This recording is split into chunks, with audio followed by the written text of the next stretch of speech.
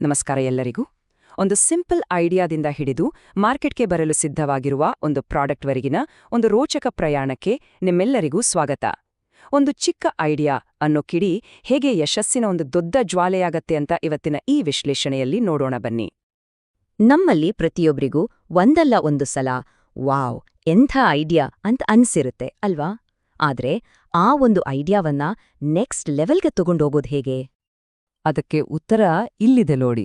ಅದಕ್ಕೆ ಬೇಕಾಗಿರೋದು ಒಂದೇ ಒಂದು ಕ್ಲಿಯರ್ ಆಗಿರೋ ಮ್ಯಾಪ್, ಅಂದ್ರೆ ಒಂದು ಪಕ್ಕಾ ಪ್ಲಾನ್.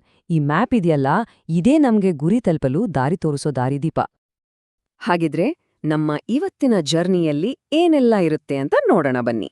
ಮೊದಲು ಐಡಿಯಾದ ಕಿಡಿ, ಆಮೇಲೆ ದಾರಿಯನ್ನ ರೂಪಿಸೋದು, ತಂಡವನ್ನ ಸಿದ್ಧ ಮಾಡೋದು, ಅಡೆತಡೆಗಳನ್ನ ನಿವಾರಿಸೋದು, ಫೈನಲ್ ಕೌಂಟ್ಡೌನ್ ಮತ್ತೆ ಕೊನೆಗೆ ವಿಜಯವನ್ನ ಹೇಗೆ ಅಳೆಯೋದು ಅಂತ ನೋಡ್ತಾ ಹೋಗೋಣ. ಸರಿ, ನಮ್ಮ ತಲೆಯಲ್ಲಿ ಐಡಿಯಾ ಅನ್ನೋ ಕಿಡಿ ಹೊತ್ತುಕೊಂಡಾಯ್ತು. ಈಗ ನಮ್ಮ ಜರ್ನಿಯ ಮೊದಲನೇ ಮತ್ತು ಅತಿ ಇಂಪಾರ್ಟೆಂಟ್ ಸ್ಟೆಪ್ ಹೋಗೋಣ. ಅದೇ ಮಾರ್ಗವನ್ನು ರೂಪಿಸುವುದು. ನೋಡಿ, ಯಾವುದೇ ಪ್ರಯಾಣ ಶುರು ಮಾಡೋ ಮುಂಚೆ ಮ್ಯಾಪ್ ರೆಡಿ ಮಾಡ್ಕೊಳ್ಳೋದು ಎಷ್ಟು ಮುಖ್ಯ ಅಲ್ವಾ? ಇಲ್ಲೂ ಅಷ್ಟೇ, ನಮ್ಮ ಪ್ರಾಜೆಕ್ಟ್ನ ಬ್ಲೂ ಪ್ರಿಂಟ್ ಅದೇ ನಮ್ಮ ಮ್ಯಾಪ್.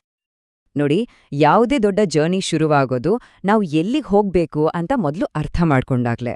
ಇಲ್ಲಿ ಕಾಣಿಸ್ತಿರೋ ಈ ಪ್ರಾಜೆಕ್ಟ್ ಓವರ್ವ್ಯೂ ಇದೆಯಲ್ಲ, ಇದು ನಮ್ಮ ಪ್ರಾಜೆಕ್ಟ್ನ ಏನು ಮತ್ತು ಯಾಕೆ ಅನ್ನೋದನ್ನ ಕ್ಲಿಯರ್ ಆಗಿ ಹೇಳುತ್ತೆ.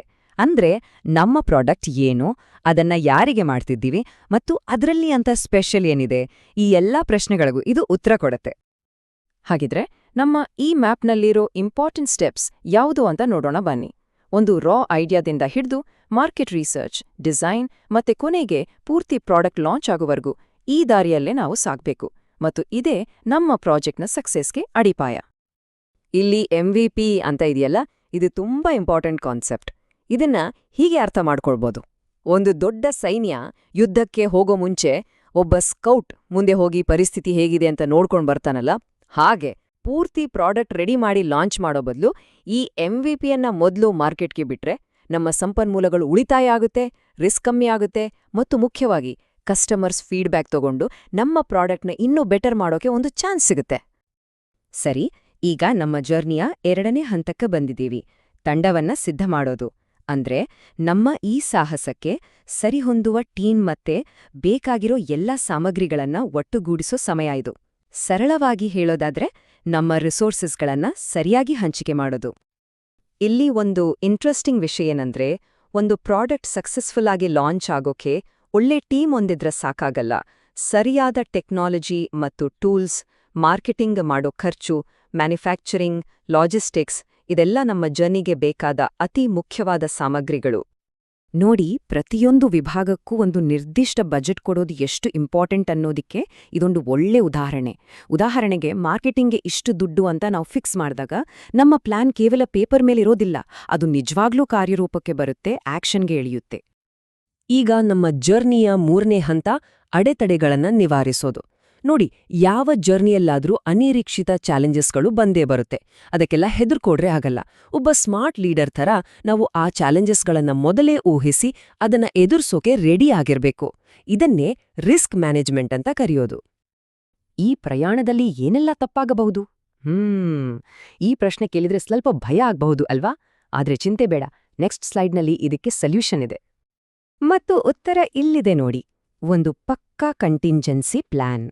ಉದಾಹರಣೆಗೆ, ಸಪ್ಲೈ ಚೈನ್ನಲ್ಲಿ ಏನಾದ್ರೂ ಡಿಲೇ ಆದ್ರೆ ಅಥವಾ ಬಜೆಟ್ ಜಾಸ್ತಿ ಆದ್ರೆ ಏನ್ ಮಾಡ್ಬೇಕು ಅಂತ ಮೊದಲೇ ಪ್ಲಾನ್ ಮಾಡ್ಕೊಂಡ್ರೆ ನಾವು ಯಾವುದೇ ಪ್ರಾಬ್ಲಮ್ನ ಧೈರ್ಯವಾಗಿ ಫೇಸ್ ಮಾಡ್ಬೋದು. ಈಗ ನಾವು ನಮ್ಮ ಜರ್ನಿನ 4ನೇ ಹಂತದಲ್ಲಿದ್ದೀವಿ, ಅದೇ ದ ಫೈನಲ್ ಕೌಂಟ್ಡೌನ್. ಲಾಂಚ್ ಆಗುವವರೆಗೂ ನಡೆಯೋ ಇಂಪಾರ್ಟೆಂಟ್ ಘಟನೆಗಳನ್ನ ತೋರಿಸೋ ಟೈಮ್ಲೈನ್ ಕಡೆ ಈಗ ಗಮನ ಕೊಡೋಣ. ಕೌಂಟ್ಡೌನ್ ಸ್ಟಾರ್ಟ್ ಆಗಿದೆ. ಈ ಟೈಮ್ಲೈನ್ ನೋಡಿ, ಇಡೀ ಪ್ರಾಸೆಸ್ ಎಷ್ಟು ಕ್ಲಿಯರ್ ಆಗಿ ಕಾಣಿಸುತ್ತೆ. ನಾವು ಒಂದೊಂದೇ ಮೈಲ್ಸ್ಟೋನ್ ದಾಟಿದ ಹಾಗೆ ನಮ್ಮ ಗುರಿ ಇನ್ನಷ್ಟು ಹತ್ತಿರ ಆಗುತ್ತೆ ಮತ್ತು ಇಡೀ ಪ್ರಾಸೆಸ್ ತುಂಬಾ ಮ್ಯಾನೇಜಬಲ್ ಅಂತಾನೂ ಅನ್ಸುತ್ತೆ ಅಲ್ವಾ? ಸರಿ, ಈಗ ನಾವು ನಮ್ಮ ಜರ್ನಿಯ ಫೈನಲ್ ಸ್ಟೇಜ್ಗೆ ಬಂದಿದ್ದೀವಿ. ಅದೇ ವಿಜಯವನ್ನ ಡಿಫೈನ್ ಮಾಡೋದು.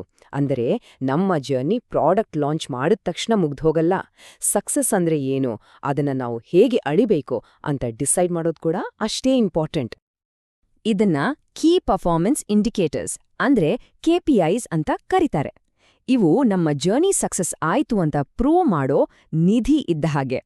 ಬಜೆಟ್, ಟೈಮ್ ಮತ್ತೆ ಕಸ್ಟಮರ್ ರೆಡಿನೆಸ್ ಈ ತರಹದ ವಿಷಯಗಳನ್ನ ಅಳೆಯೋದ್ರಿಂದ ನಾವ್ ನಮ್ಮ ಗುರಿಗಳನ್ನ ತಲುಪಿದ್ದೀವಾ ಇಲ್ವಾ ಅಂತ ಇವು ಕ್ಲಿಯರ್ ಆಗಿ ಹೇಳುತ್ತೆ. ಈ ಕೌಂಟ್ಡೌನ್ನ ಕೊನೆಯಲ್ಲಿ ಬರೋದೇ ಈ ಲಾಂಚ್ ರೆಡಿನೆಸ್ ರಿವ್ಯೂ. ನಮ್ಮ ಪ್ರಾಡಕ್ಟ್ ಅಫಿಷಿಯಲ್ ಆಗಿ ಮಾರ್ಕೆಟ್ಗೆ ಎಂಟ್ರಿ ಕೊಡೋ ಮುಂಚೆ ಪ್ರಾಡಕ್ಟ್, ಮಾರ್ಕೆಟಿಂಗ್, ಆಪರೇಷನ್ಸ್ ಹೀಗೆ ಎಲ್ಲ ಡಿಪಾರ್ಟ್ಮೆಂಟ್ಗಳ ಫೈನಲ್ ಪ್ರಿಪರೇಷನ್ ಹೇಗಿದೆ ಅಂತ ಚೆಕ್ ಮಾಡೋ ಸಮಯ ಇದು. ಈ ಒಂದು ಪವರ್ಫುಲ್ ಪ್ರಶ್ನೆಯೊಂದಿಗೆ ಈ ವಿಶ್ಲೇಷಣೆಯನ್ನ ಮುಗಿಸೋಣ. ಈ ಫ್ರೇಮ್ವರ್ಕ್ ಬಳಸಿ ಯಾವುದೇ ಒಂದು ಒಳ್ಳೆ ಐಡಿಯಾವನ್ನ ಒಂದು ಸಕ್ಸಸ್ಫುಲ್ ಪ್ರಾಡಕ್ಟ್ ಆಗಿ ಹೇಗೆ ಬದಲಾಯಿಸಬಹುದು ಅನ್ನೋದ್ರ ಬಗ್ಗೆ ಯೋಚಿಸೋಕೆ ಇದು ಒಂದು ಸ್ಫೂರ್ತಿ ಕೊಡುತ್ತೆ ಅಂತ ಭಾವಿಸ್ತೇನೆ. ಕೇಳಿದ್ದಕ್ಕೆ ಧನ್ಯವಾದಗಳು.